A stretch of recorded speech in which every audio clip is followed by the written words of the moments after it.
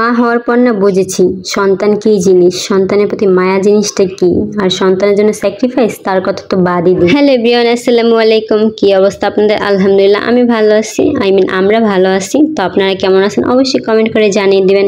আর আমার ভিডিওটা কে কোথা থেকে দেখতেছেন তা তো জানাবেন। যখনই ভাবি যে আজকে একটু মার বাসায় যাবো, তখনই মনে হয় সংসারের কাজ আর কমই হয় না, যত কাজ করি তত কাজ বাড়তেই থাকে। আর এখন তো কোথাও গেলে আমাকে সব কাজ একা হাতে করে যেতে হবে, যেহেতু সংসারটা আমার, তো কাজ তো আমাকেই করতে হবে।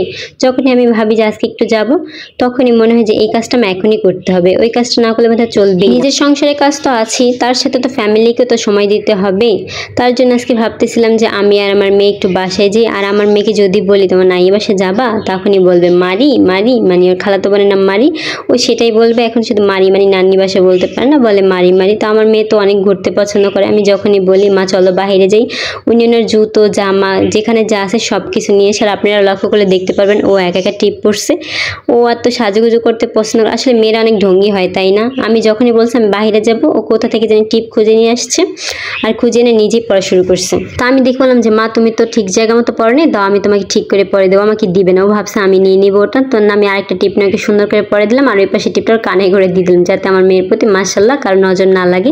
তো সবাই অবশ্যই আমার মেয়েটাকে দেখে মাশাল্লাহ বলতে একদমই ভুলবেন না। আর এই মাস্কগুলি কত কিউট না, মাশাল্লাহ কত কিউট লাগে। আমি মাস্ক এমনিতে পরতে পারি না, বাট আমার মেয়ে মাস্ক পরতে পছন্দ করে। যদি কেউ ওর মাস্ক একটু ধরে, ও কেমন রেগে যায় যে মাস্ক কেন ধরছে, ও সহজে খুলে না। তো যখনই যেখানে যে সবাই বলে যায় এত ছোট্ট একটা বাচ্চা কি সুন্দর মাস্ক পরছে, বলে তোমার মাস্ক একটু দিবা, ও বলে না না। তবে যাই হোক, আমার মেয়ে কিন্তু নিজের সব জিনিসে অন্যকে ভাগ দিতে রাজি আছে, তবু ওর যে মাস্ক যে টিপ এগুলো কাউকে দিবে না। নিজের জামা জুতো যেখানে যা আছে খাবার দাবার সবই দিয়ে দিবে, বাট এই মাস্কটা দিতে চায় না, কেন জানি না। মাস্কটা মনে হয় অনেক ভালো লাগে, ও নিজেই খুঁজে খুঁজে নিয়ে আসে। ওর জিনিস কোথায় কোথায় রাখি আমি সব কিছু নিজেই খুঁজে নিয়ে আসি।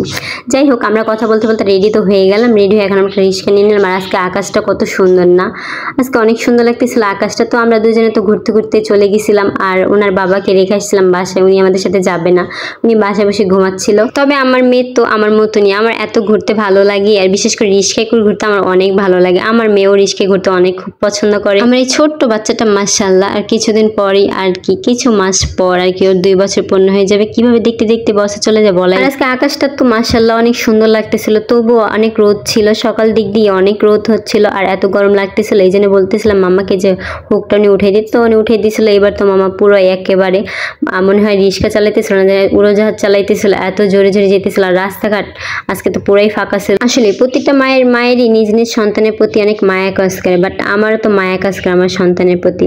নিজে মা হয়ে তখন নিজের মায়ের কোনো খেয়াল রাখতে পারি না। নিজের মা এত করে বলে যে একটু বাসায় আসো, তোমাকে একটু দেখি, বাট আমার যাওয়ার তো সময় হচ্ছে না। বিশেষ করে আমি যখনই যাব তখনই সংসারে কাজ কাম দেন, মেয়ে সামলানো, এত সামলে আর মনে চায় না যে কোথাও যাই, ভালো লাগে না। আর বিশেষ করে আমি থাকাও হয় না আমার এই মেয়ের জন্য। আমার মেয়েটা এমন হয়েছে যে কোথাও যে থাকতে পারে না নিজের বাসায়। আজকের মতো ভিডিওটা এই পর্যন্তই, দেখা হবে নেক্সট ভিডিওতে। আল্লাহ।